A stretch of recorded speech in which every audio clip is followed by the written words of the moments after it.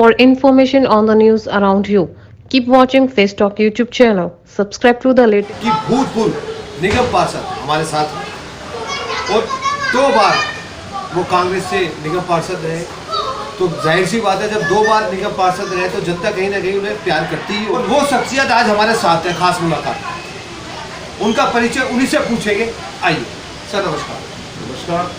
सबसे पहले मैं आपके चैनल के माध्यम से जो श्रोता सभी देख रहे हैं मुझे उनको नमस्कार करता हूँ। मेरा नाम विकास नाथ है और मैं इसी क्षेत्र मजूमगढ़ टीला से जो वार्ड 78 है 2 बार निगम पार्षद रहा और लोगों का भरपूर प्यार मुझे मिलता रहा है। सन 2017 में भी हमने जो एमसीडी इलेक्शन था, जिसे सिविल लाइन 83 वार्ड के माध्यम से हमने यह चुनाव लड़ा था, तो उसमें हमें जो है जनता का भरपूर प्यार मिला, पर थोड़े से मामूली अंतराल से हम उसमें रह गए थे। तो मैं समझता हूँ यहाँ इस क्षेत्र की जनता महज एक मतदाता नहीं है, हमारे लिए हमारा एक परिवार है और हम उस परिवार के साथ अपनेपन के साथ रहते हैं, उनके साथ मिलजुल कर चलते हैं। जो भी उनका खुशी गम होता है सब उनके साथ मिल बांट के हम आपस में एक दूसरे के साथ हम चलते हैं। जी अच्छा सर, देखिए आप 2 बार रहे और आपने बड़ी बारीकी से राजनीति को जानते हैं और लोगों की समस्या को भी समझते हैं। जब आप कार्यकाल पे थे तो कांग्रेस का जब तक कार्य रहा देश में या दिल्ली में, तो कभी कूड़े को लेकर शायद इतनी असुविधा नहीं हुई जो हमारी दिल्ली झेल रही है। क्या आपको लगता है कि इसका दोषी जो कूड़े के ढेर में दिल्ली तब्दील हो चुकी है और अभी तक कोई मुख्य निपटारा नहीं हुआ, तो आपकी नज़र में कौन हो सकता है दोषी? देखिए, सत्ता में दोनों ही पार्टी है, चाहे वो हमारे कॉर्पोरेशन में एमसीडी में हमारी भारतीय जनता पार्टी की सरकार हो, उसमें वो सत्ता पे है, और आम आदमी पार्टी जो दिल्ली सरकार में है, तो दोनों ही पार्टी जो है एक एमसीडी दे रही है, एक दिल्ली सरकार में बैठी है। तो मैं समझता हूँ कहीं ना कहीं दोषी दोनों ही पार्टी हैं जो आज दिल्ली जो है कूड़े के ढेर में तब्दील हो गई है। आपको याद होगा जब शीला दीक्षित जी 98 में दिल्ली की मुख्यमंत्री बनी और एमसीडी में जब भी भाजपा की सरकार थी, उसके बावजूद भी कभी शीला दीक्षित जी ने कोई पक्षपात नहीं किया, उन्हें बराबर पैसे देते रहे और उस समय बजट भी कम था, जबकि आज तो दिल्ली सरकार का बजट भी डबल है। उस समय 30,000 करोड़ था, आज 60,000 करोड़ है। तो मैं समझता हूँ कहीं ना कहीं इन दोनों सरकार इसमें बहुत बड़ी कोताही है, जो दिल्ली के नगर निगम के कर्मचारियों के साथ उनको 3-3, 4-4, 6-6 महीने की तनख्वाह नहीं दी जा रही, उनके बच्चे बेचारे भूखे मर रहे हैं, उनकी फीस जानी है, घर का बिजली का बिल, राशन पानी, ये सब कहाँ से? वो सब उधार ले लेके बेचारे ब्याज पे पैसा ले लेके वो अपनी रोज की ज़िंदगी चला रहे हैं। तो मैं समझता हूँ इन दोनों ये कहीं ना कहीं दोनों सरकार इसमें दोषी है।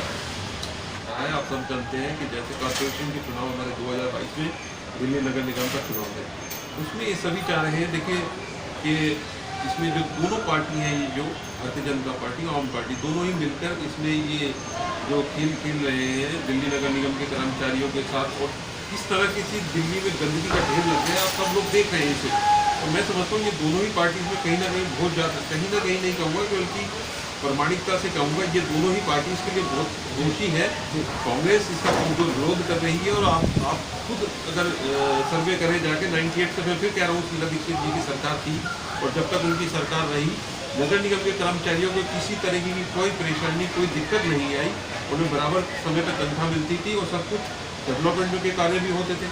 आज आप देख लीजिए किस तरीके से केंद्र में भाजपा की सरकार है और बल्कि फंड दे रही है आम पार्टी को भी, वो उसके बावजूद ये पैसा नीचे नहीं दे पा रहे हैं, तो इसमें दोषी दोनों ही सरकार। आप कहीं ना कहीं ये मानते हैं कि जो पब्लिक पिस रही है इनकी चक्की में, वो चक्की चलाने वाले आम आदमी पार्टी और बीजेपी है, दोनों भी जनता नहीं है, पिस रही है, जनता पिस रही है, इसमें गंदगी से ढेर हो रहे हैं बच्चे हमारे, तो सारी देख लीजिए आपके सामने है, सारा कूड़े के ढेर में तब्दील हो गई है दिल्ली। देखिए, आप कांग्रेस से संबंधित रखते हैं, कांग्रेस से आपने चुनाव भी लड़े और आपको विजेता भी हासिल हुई। क्या इस बार हो सकता है कि कांग्रेस से उभरता हुआ सितारा बन के एमसीडी में अपना जगमगाए? देखिए, जनता का विश्वास जो है कांग्रेस पार्टी से खत्म नहीं हुआ है। आज भी मैं आपको बता दूं, मैंने चुनाव लड़ा है यहाँ से 2017 में और फिर दोबारा कॉर्पोरेशन का चुनाव आ रहा। मैं बता रहा हूँ, मैं खुद कम अंतराल से वो इलेक्शन हारा, बल्कि बहुत अच्छे वोट हमें जनता ने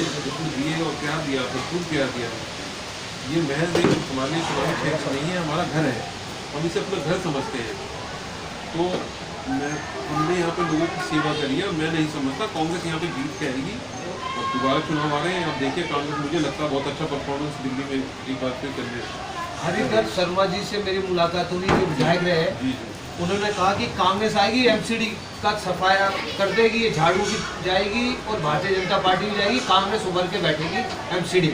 देखिए ये सब आप न्यूज़ चैनल हैं और आप जगह जगह जाके सर्वे करते हैं। मुझे नहीं पता, मैं पार्टी का एक लॉयल, मैं कहूँगा कांग्रेस का सिपाही हूँ।